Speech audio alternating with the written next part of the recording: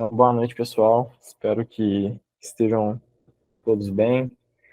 Faz um tempinho que a gente não se vê. Espero que tenha passado tudo muito bem. E a Marlene me passou o texto, né? A gente vai começar, né? O cientista ambicioso, é isso, né, Marlene? Continuando, então, no estudo, eu vou compartilhar a tela como é de praxe. Alguém quer comentar alguma coisa sobre a última reunião? Enfim, eu não pude estar presente, né? Mas alguém quer comentar alguma coisa ou tirar alguma dúvida, alguma coisa sobre isso tudo?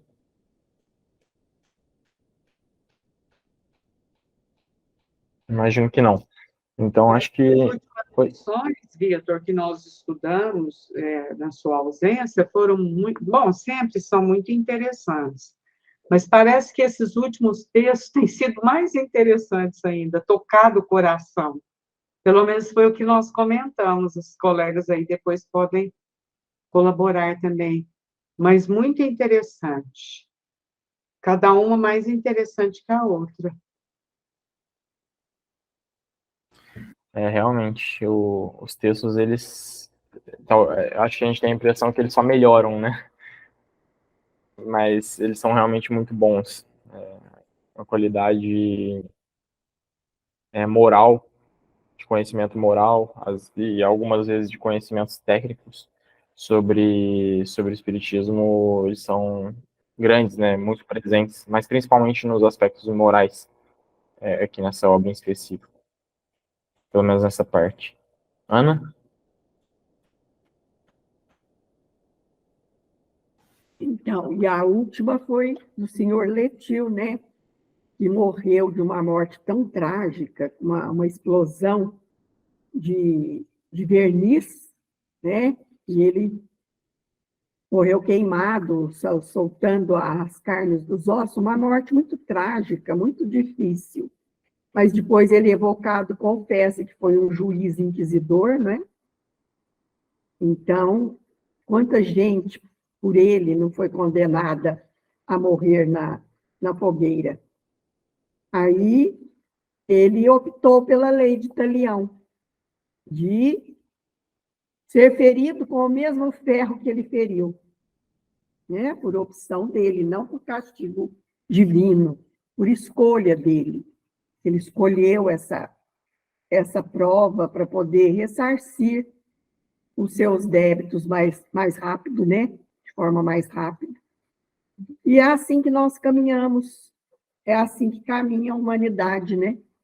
Nós cometemos os nossos erros, depois nós nos arrependemos, vem todo aquele processo de culpa, de arrependimento, e nós, então, ficamos louquinhos para reencarnar, para poder ressarcir nossas dívidas para com o nosso semelhante e para com a própria lei divina, né?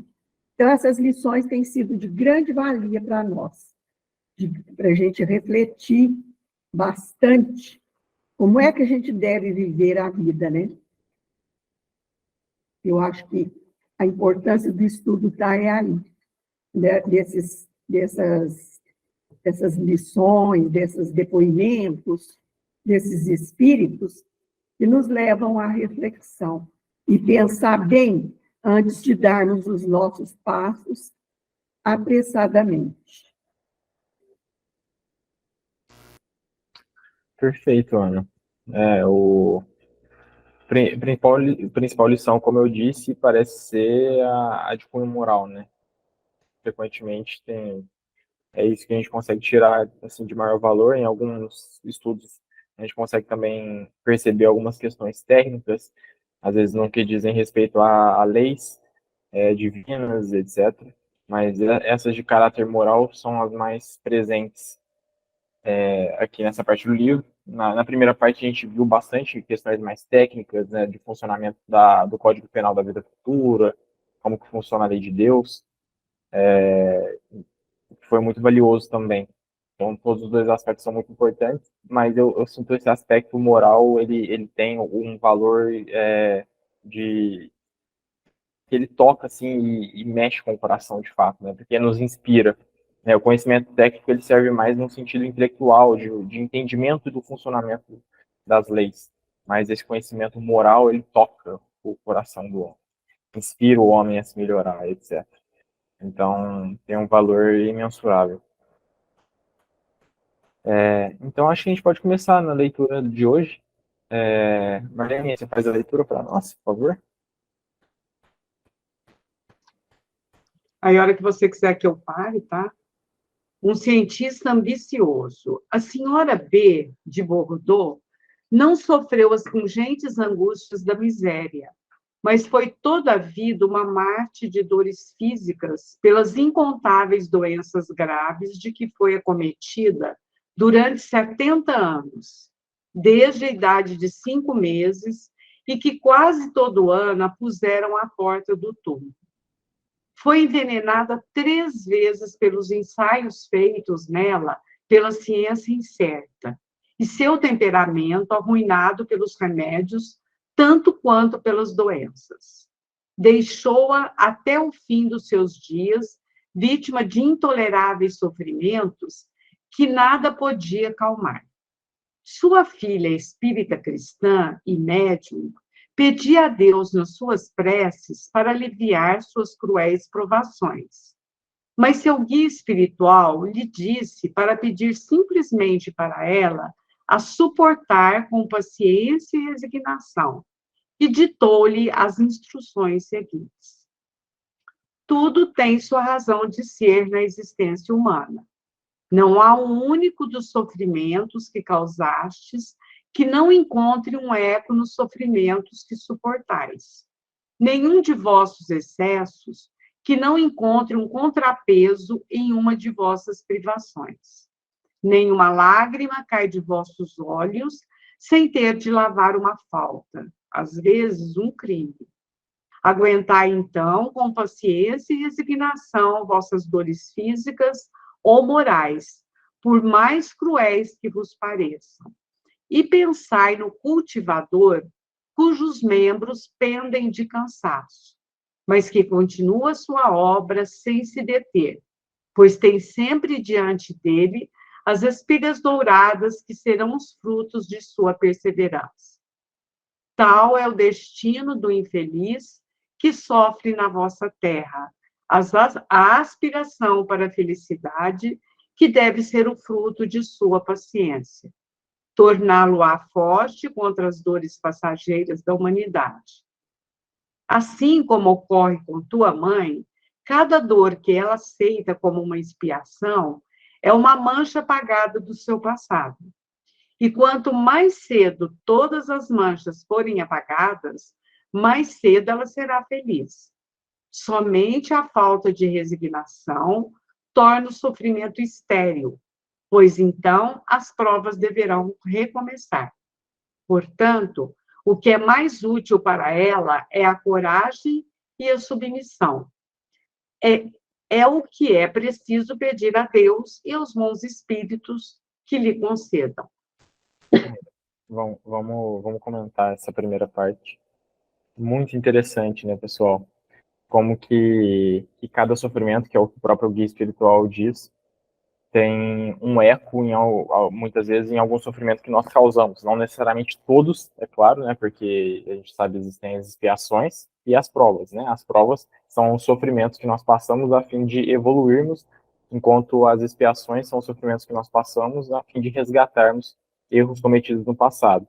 Toda expiação é uma prova, mas nem toda prova é uma expiação. É isso que nos ensinam os espíritos. Então, a gente está sempre sendo provado. O nosso objetivo nas provações, de maneira alguma, e de longe tem que ser esse, é o de pensar o que será que eu fiz para estar passando por essa prova.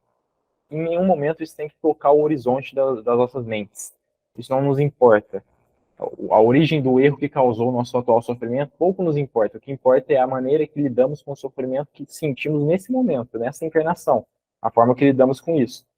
Basta-nos saber que ou causamos algum erro que nos faz sofrer dessa maneira, ou estamos sendo provados para melhorarmos em algum aspecto, para desenvolvermos alguma virtude, como a paciência, como a resignação. Isso nos basta, já é conhecimento suficiente para saber que temos que ter calma, temos que ter fé, temos que ter paciência para passar por qualquer tipo de sofrimento que chegue até nós. Então, aqui, nessa situação, o que o Kardec nos narra sobre essa senhora é um quadro muito triste, né, de alguém que viveu uma vida toda repleta de dores físicas. Então, a gente já consegue estimar a quantidade de sofrimento que esse espírito passou em uma só encarnação, o que muitas vezes pode ser motivo de esmorecimento para muitas pessoas, né? A pessoa esmorece, a pessoa desanima, a pessoa se revolta, e às vezes com bem menos sofrimento do que isso. E aqui o mais interessante de tudo é como o próprio guia espiritual da filha, que era espírita, que era médium também, demonstra para ela que as preces deveriam ser feitas no sentido de pedido de paciência e resignação e não de melhora, no sentido de que a provação ela se manteria daquela forma, as dores eram para ser sentidas daquela maneira, então elas não aliviariam, porque ela tinha que passar por aquelas provas daquela maneira, seria o melhor para ela, o melhor para o seu desenvolvimento. Então, o que o guia intui ela, ou pede para que ela peça, é paciência e resignação. Porque se ela suportasse bem, com resignação, as provas que estava passando, aquilo seria de muito bom proveito para ela, de muito bons frutos num futuro. E num futuro provavelmente próximo, né? Então, algo já de imediato. Então, é interessante ver como ele já molda o pensamento ali da filha, e isso também nos inspira a pensar que, às vezes, o sofrimento que nós estamos passando, ou que a gente vê alguém passando, não necessariamente vai diminuir, né? Às vezes, aquele sofrimento é o que precisa ser passado naquele nível de sofrimento, né? Por mais que, às vezes, nos nossos olhos materiais, pareça algo cruel, mas é que é preciso com que a gente tenha aquele ponto de vista, né? Eu acho que é um dos textos mais belos, ou um dos ensinamentos mais belos que o Espiritismo traz, é a questão do ponto de vista. A gente tem um texto com esse título no Evangelho, segundo o Espiritismo, ali no capítulo 5, e temos um texto com esse título também na Revista Espírita de 63, que fala exatamente sobre a perspectiva do homem sobre o sofrimento e sobre a vida terrena. Então, o homem que consegue alçar um voo superior à vida material na maneira de enxergar as coisas, ele vai ter naturalmente uma visão mais espiritual dos fatos que ocorrem com ele na vida. Então, o homem que consegue enxergar o sofrimento com a perspectiva espiritual, aquele sofrimento que às vezes naquele momento pode parecer uma tempestade caótica, passa a ser somente um chuvisco ou alguma coisa bem irrelevante que ele consegue superar com tranquilidade, com paciência. Então, essa perspectiva espiritual de sublimação, né, de olhar de cima mesmo, como se estivéssemos do topo de uma montanha, porque é isso que o Espiritismo nos fornece, uma perspectiva elevada dos fatos da vida material, permite com que nós tenhamos sentimentos diferentes, que nós inspiremos virtudes e não vícios, que nós saibamos lidar com resignação e não com revolta, que nós saibamos ter paciência e não desespero perante os sofrimentos da vida humana. Então, entender isso é um dos principais pontos do Espiritismo, porque é lidando bem com os fatos da vida humana que nós podemos nos melhorar. Esse é o primeiro passo, sim. É sabendo lidar com as provações que a gente consegue se desenvolver. E aqui, esse exemplo, né, é um exemplo magno, assim, por assim dizer, porque é uma vida toda de sofrimento, recheada de sofrimentos atrozes, de muita dor. Então, gente, não é fácil, a gente passa por alguma dorzinha, assim, breve, pouca coisa, e aquilo já nos aflige tanto, a gente fica tão fora de si por algum sofrimento, que às vezes nem é lá grande coisa, às vezes uma pequena dor. Então, quando se fala nesse nível de sofrimento, é um nível de sofrimento que inspira um nível ainda maior de resignação. Quanto maior a dor, maior o sofrimento, maior a resignação do indivíduo.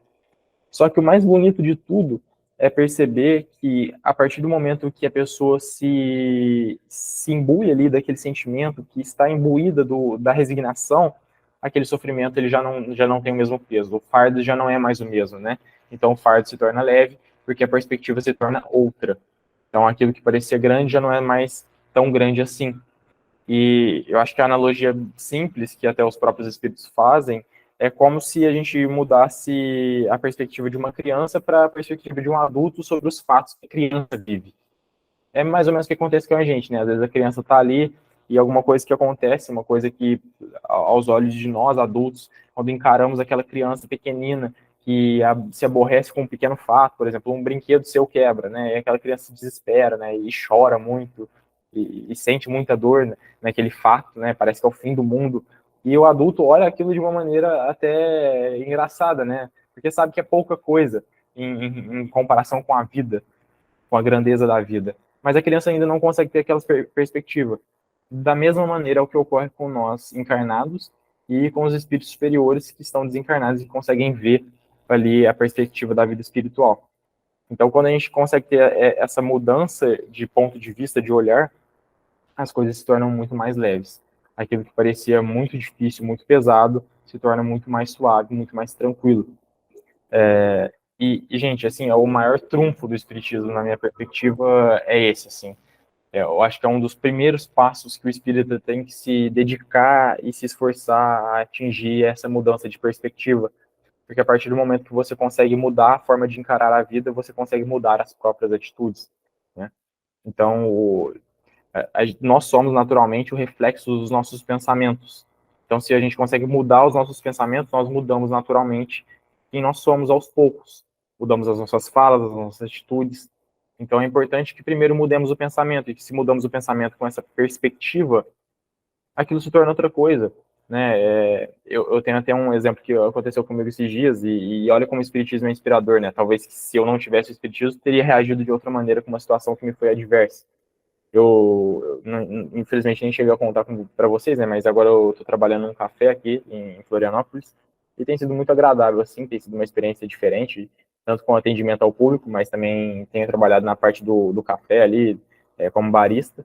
Tem sido uma experiência interessante.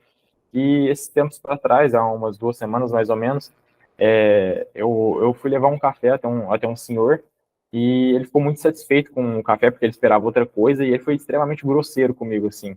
E no primeiro momento, assim, me causou espanto, porque você nunca espera que alguém vai ser tão grosseiro com você, assim, né, sem nem conhecer a pessoa. Me causou muito espanto, né, mas o que eu achei interessante foi que já num primeiro momento eu percebi que de maneira alguma eu deveria inspirar algum sentimento de raiva para aquele indivíduo, porque eu não sabia o que se passava com ele. Então, a primeira sensação foi de espanto, né? Claro, não se espera jamais, ninguém vive tão na ofensiva, né? E é natural que se cause espanto. Mas a reação daquela situação foi muito interessante, porque já logo me veio todos os ensinamentos que eu me debruço a estudar, de saber que eu, de maneira alguma, deveria inspirar qualquer sentimento de raiva ou de desprezo para aquele indivíduo, por mais grosseiro que ele tenha sido comigo. E, na verdade, eu deveria inspirar ao contrário, né? E desejar o bem para ele, fazer uma prece para ele, para que ele pudesse, de fato, ali ter um bom dia. Eu não sabia o que se passava com ele, e foi graças a esses aprendizados, e uma situação pequena, é claro, um lidar ali humano de breves momentos, né, mas uma situação breve que me inspirou graças aos ensinamentos do Espiritismo. Então, eu consegui ter uma postura muito positiva em relação a uma situação muito ruim, né, e às vezes, em outros momentos, poderia ter uma postura totalmente diferente, né, de ficar chateado, ou às vezes ficar com raiva. E aí foi curioso, né? Porque ele ficou ainda um bom tempo no café, estava com outro amigo, e depois ele veio me pedir desculpa. Mas aí ele já nem tinha que pedir desculpa, porque ele já estava perdoado, assim, ele já não tinha guardado mágoas dele. Eu falei para ele, não, está tudo bem, né? Às vezes acontece.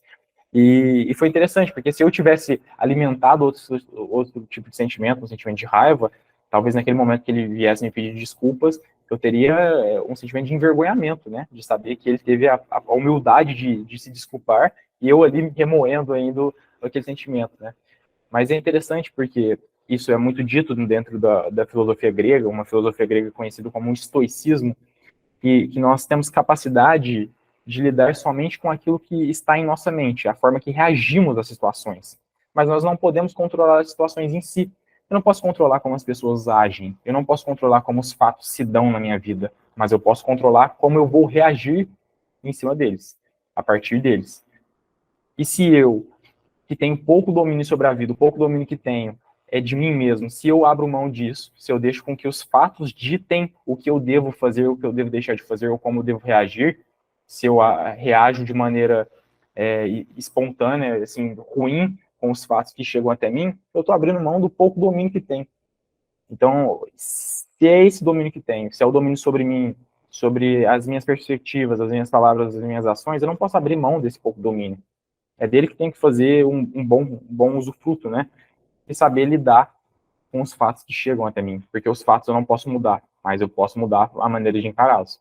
Então é um pequeno exemplo, né, que aconteceu comigo, e eu tenho certeza que todos têm um exemplo parecido, né, em que o Espiritismo ele trouxe no momento mais preciso, porque é para isso que ele existe, né? Ele está aqui para que a gente se inspire nesses momentos, sejam eles pequenos, sejam eles grandes, de dores atrozes, como é a situação dessa senhora, mas são situações em que nós devemos utilizar o espiritismo para o nosso bem, né? Para a resignação, para o desenvolvimento e a paciência, porque é desenvolvendo essas virtudes que a gente vai ter os bons frutos.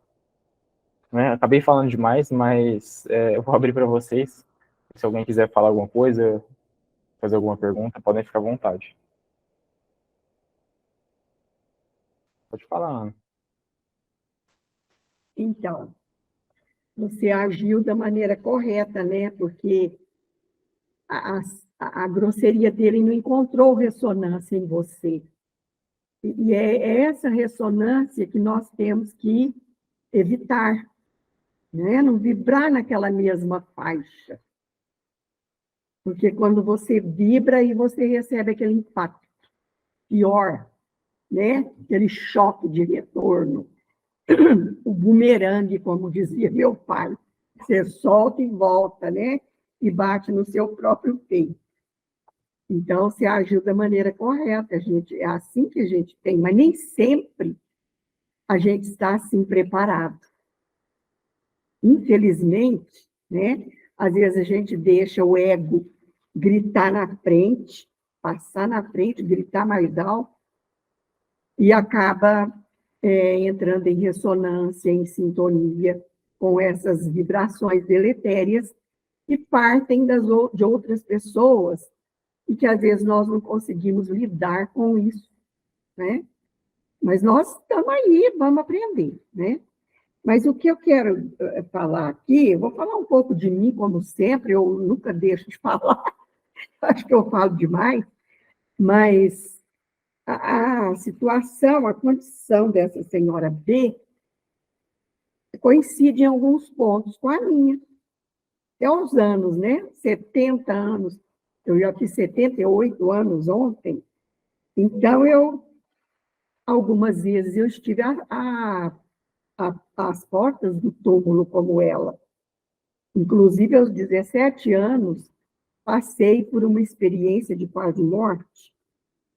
E eu me lembro que, desde criança, minha mãe falava que eu era uma criança linda, divina, maravilhosa. E eu acredito nisso porque eu me lembro da admiração que eu causava nas pessoas. Eu era bem pequena e me lembro. As pessoas paravam para me olhar, para me ver e me admirar. E falar da minha beleza. Graças a Deus eu perdi essa beleza depois que eu entrei na adolescência, porque poderia ser como é que eu vou dizer? Assim, um caminho de perdição para mim, né? Então, eu agradeço a Deus ter perdido aquela beleza que causava tanta admiração quando eu era criança.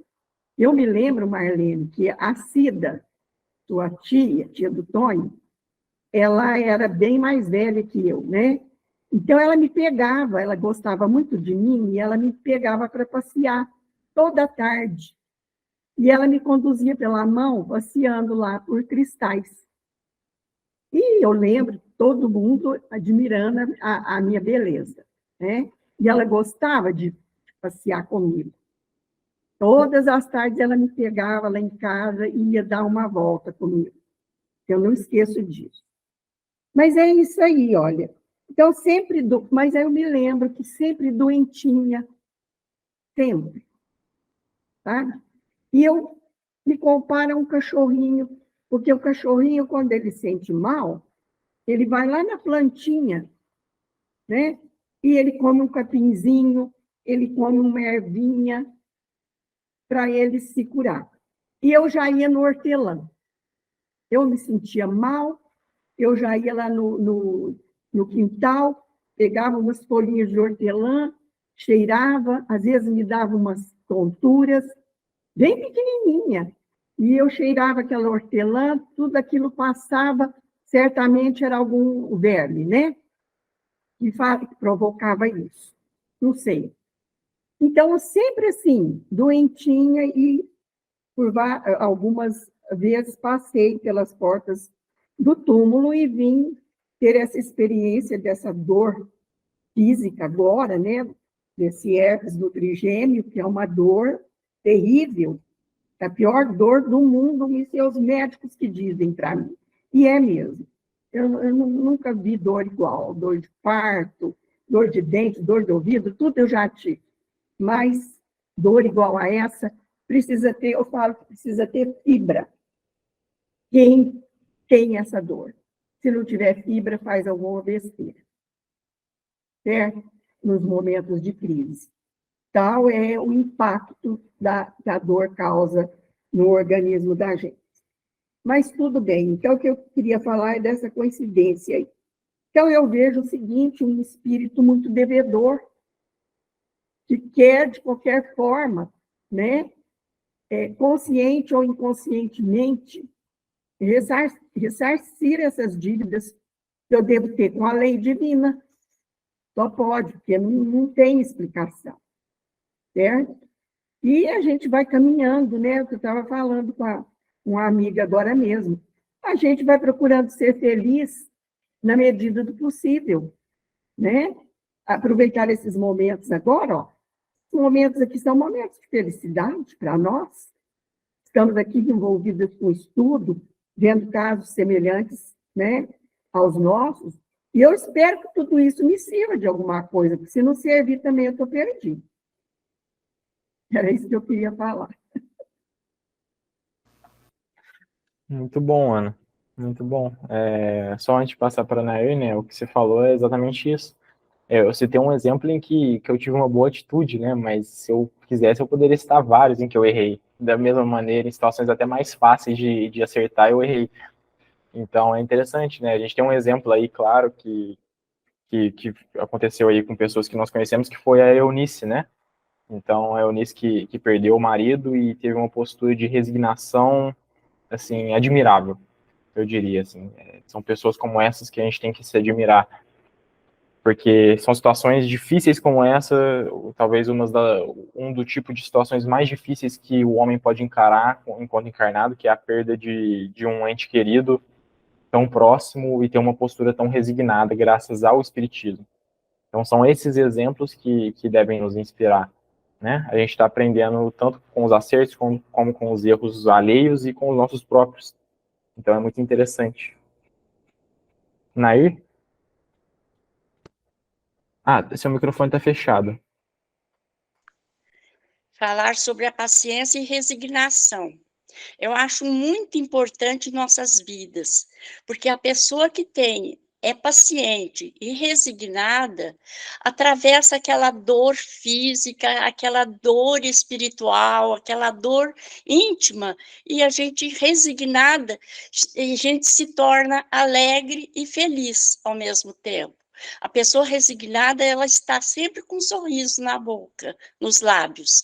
Então, eu acho importantíssimo demais essa palavra como amor. A resignação e a paciência são dois itens importantes que nós devemos praticar muito. Só. Pode falar, Ana. E o que eu sempre pedi a Deus, né, nesses momentos mais difíceis, forças. Sempre peço, né, que me dê forças para suportar todas as provações. Então, você vê, fiquei viúva muito nova, eu tinha 28 anos só, em plena fase da ilusão, poucos anos de casamento, meu marido fica doente. Aos 30 anos, eu fiquei viúva, com duas filhas pequenininhas, né? Uma não tinha nem completado a encarnação ainda, com 6 aninhos de idade. Então, foi uma vida, assim, de expiação e de prova, que ao mesmo tempo, né? Eu acho que os dois combinados. Então, eu sempre pedi força, E nunca me revoltei, não. Certo? Eu fiquei abatida, sim, confesso. Eu também, não é possível, eu não sou um espírito ainda evoluído a ponto de não me abater com tudo isso. Mas nunca me revoltei contra Deus, não.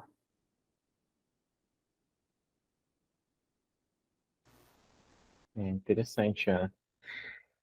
São situações complicadas, né? E, enfim, aos poucos a gente vai melhorando a nossa reação, né? Mas, por exemplo, só de às vezes não ter se revoltado já foi um grande passo.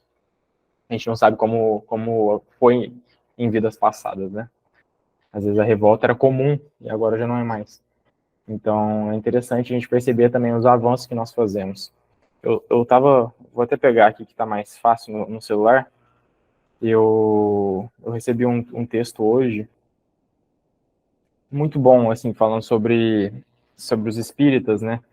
E ele diz assim: tendo por objetivo a melhora dos homens, o espiritismo não vem procurar os perfeitos, mas os que se esforçam em tornar-se perfeitos, pondo em prática os ensinos dos espíritos.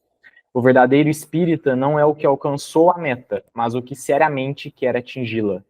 Sejam quais forem os seus antecedentes, será bom espírita desde que reconheça suas imperfeições e seja sincero e perseverante no propósito de emendar-se. Para ele, o espiritismo é uma verdadeira regeneração, porque ele rompe com o seu passado. Indulgente para com os outros, como quereria que fossem para consigo, de sua boca não sairá nenhuma palavra malévola nem cortante contra ninguém. Está lá na Revista Espírita de 61.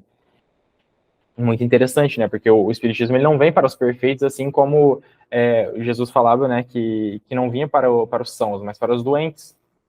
Então, o espiritismo não vem para os que já estão prontos, para aqueles que já estão formados, mas para aqueles que estão em formação. E o bom espírita não é aquele que já está pronto, né? Então, é também, mas não só esse. Mas é aquele que se esforça por melhorar-se, aquele que se dedica, aquele que analisa com humildade as próprias imperfeições, que as assume e busca melhorar-se. Então, é o nosso caso, né? Nós que estamos ainda imperfeitos e estamos buscando melhorar, analisando nossas imperfeições através das provas que chegam até nós. Então, tudo isso são os aspectos de um verdadeiro espírita, do bom espírita. Então, acho que a gente tem que se dedicar e pensar nisso. Alguém quer comentar mais alguma coisa?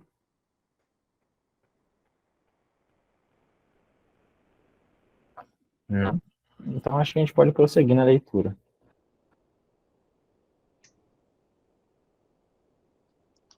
Tua mãe foi outrora um bom médico, muito conhecido numa classe em que nada custa para assegurar o bem-estar e na qual ele foi cumulado de dons e de honrarias.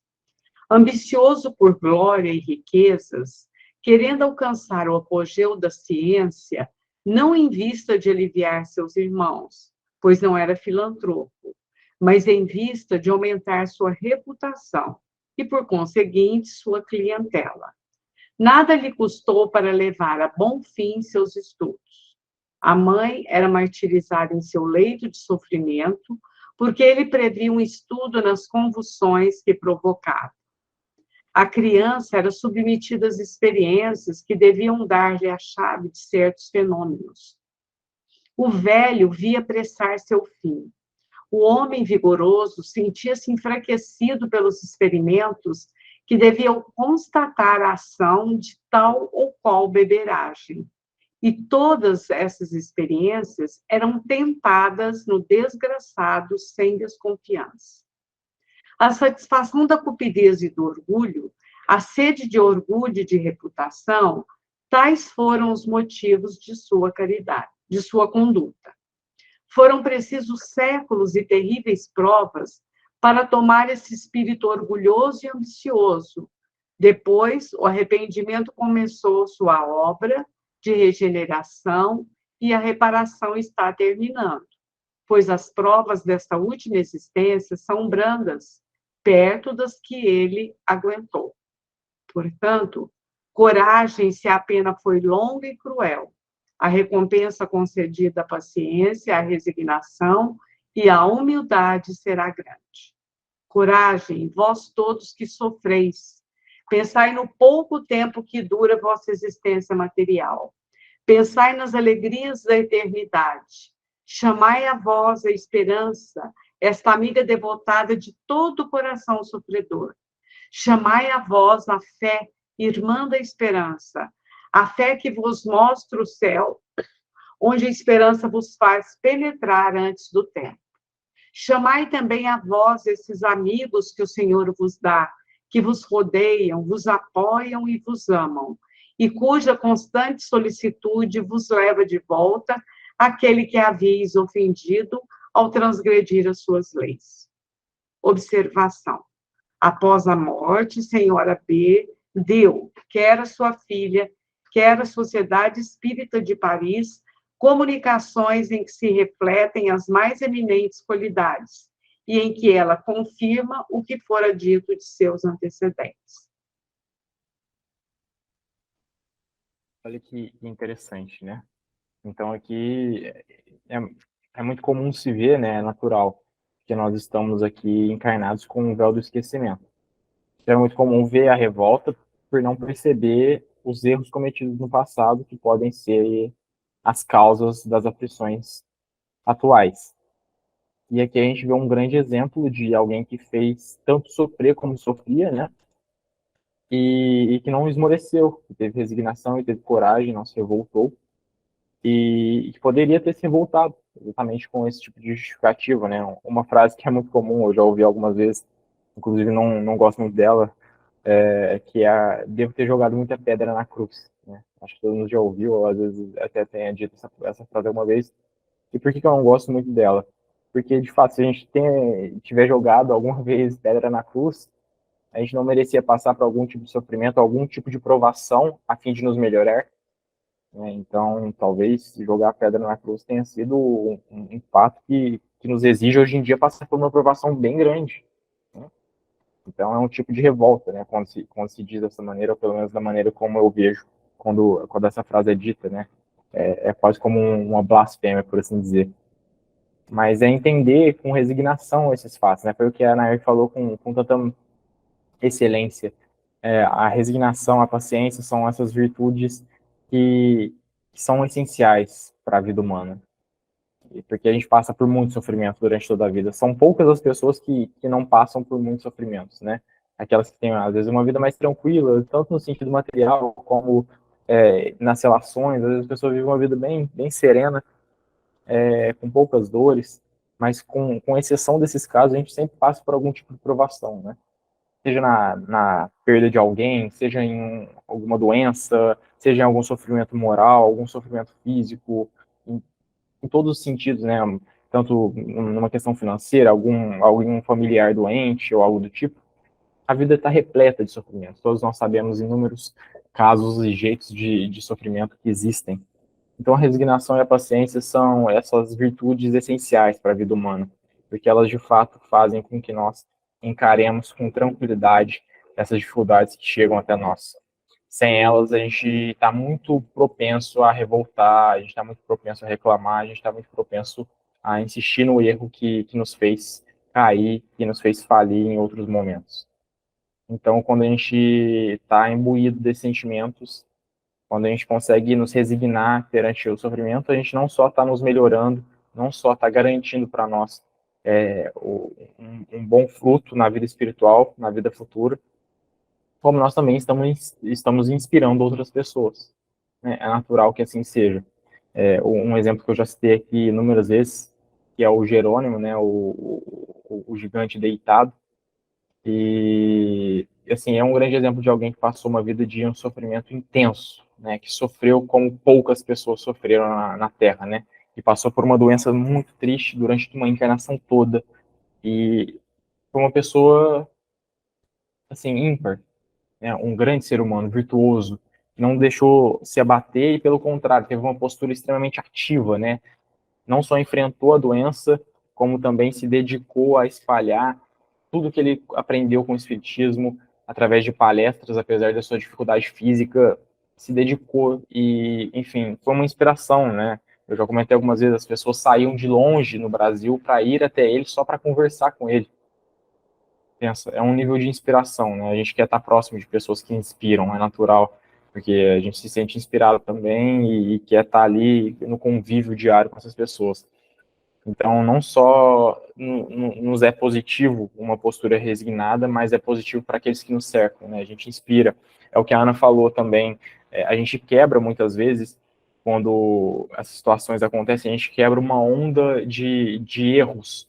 Porque às vezes, por exemplo, alguém é grosseiro com você e você é grosseiro de volta, você está perpetuando aquele tipo de ação. Quando você tem uma postura distinta, você às vezes acaba influenciando até mesmo aquela pessoa que foi grosseira com você em outros aspectos também, em outros sentidos, em outras situações, isso acontece. Então você quebra aquela onda de negatividade, aquela onda de ódio, e tem uma postura positiva, reage de maneira positiva, dando um novo início a um novo ciclo. E aquilo influencia as pessoas, isso inspira, né?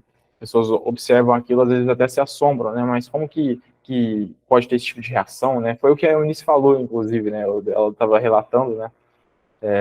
E ela disse assim, as pessoas estavam espantadas, e ela tá tão resignada assim com a morte do marido, que achavam que tinham em mente de que ela tinha que estar extremamente abatida, né? Porque, enfim, perdeu o marido. Mas ela estava com uma postura tão resignada, em paz, né? E sabendo que ele estava bem com a postura, inclusive, que ela tinha, estava bem, né? Tranquila. E as pessoas querendo que ela tivesse outro tipo de postura, porque a gente está tão viciado no erro, está tão viciado. Né, não estou dizendo que as pessoas estão erradas, às vezes, em si esmorecerem, mas no sentido de que, é claro, a gente pode sentir a saudade, a luta, etc., mas essa postura resignada é a melhor possível, é o objetivo a ser atingido. Então, às vezes a gente está tão viciado, esse é um tipo de caso, um tipo de exemplo, que a gente se assombra, mas pode ter certeza que em algum momento isso aí vai servir de inspiração para alguém que a conhece. Eu digo por mim, porque provavelmente quando eu passar por algum tipo de situação semelhante, eu vou me lembrar da Eunice nessa situação. É inevitável, né? Então, assim, olha uma coisa que às vezes ela pode ter contado despretensiosamente em um grupo de estudo e pode influenciar muitas pessoas. Uma atitude que às vezes é simples, passa desapercebida.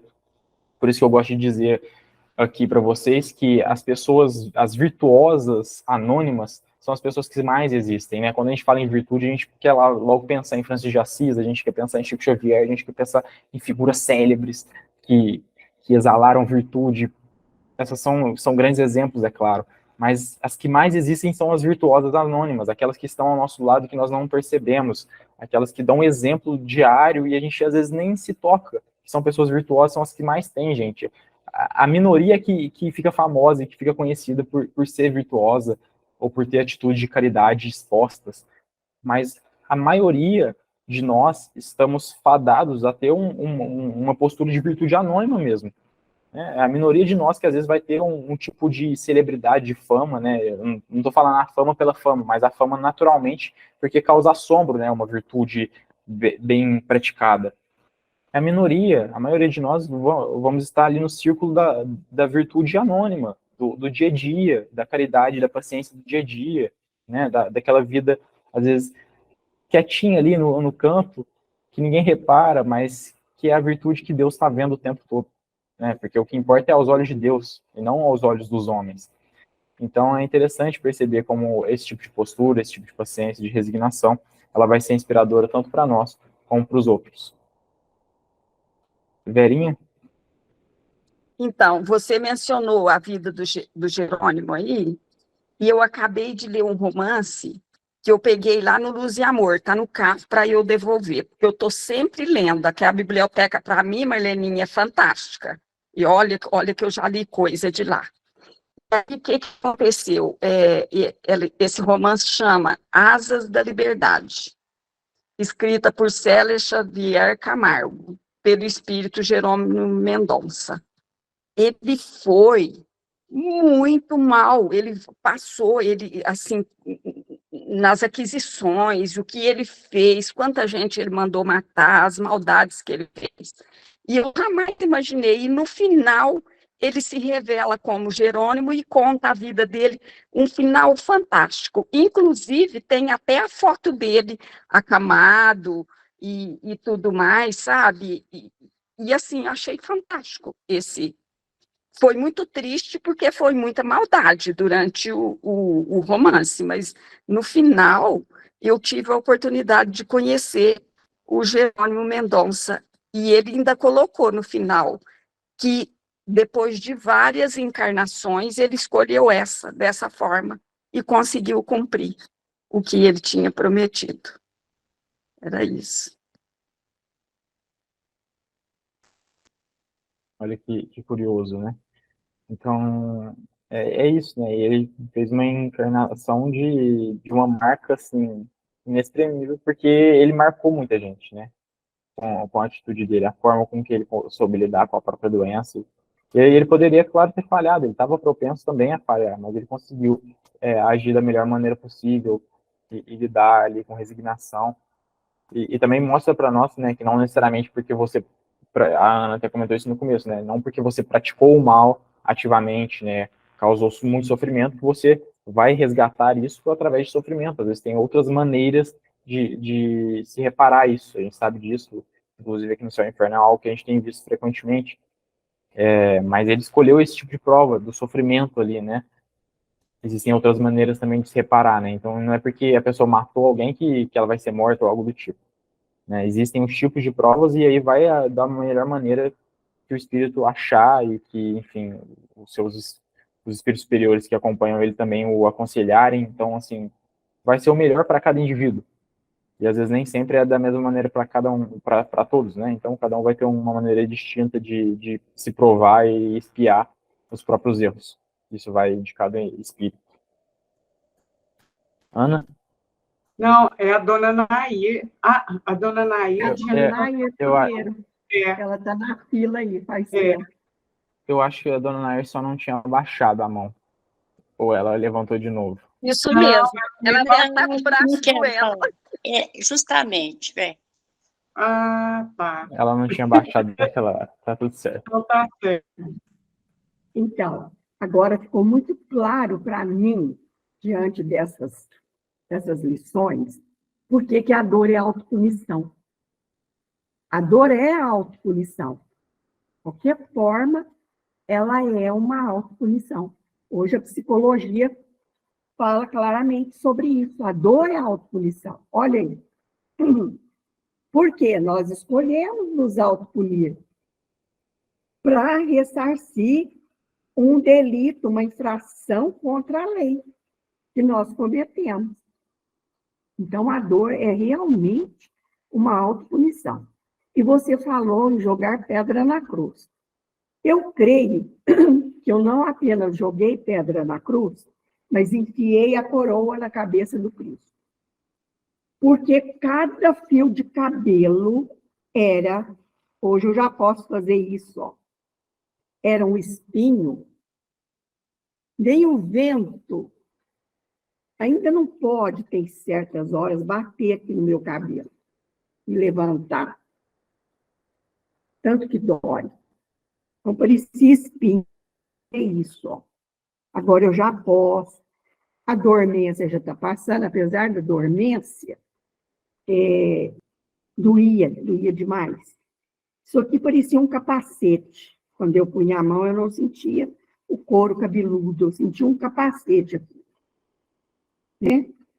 E, às vezes, quando eu faço acupuntura, sangra. Escorre, eu não sinto que escorreu.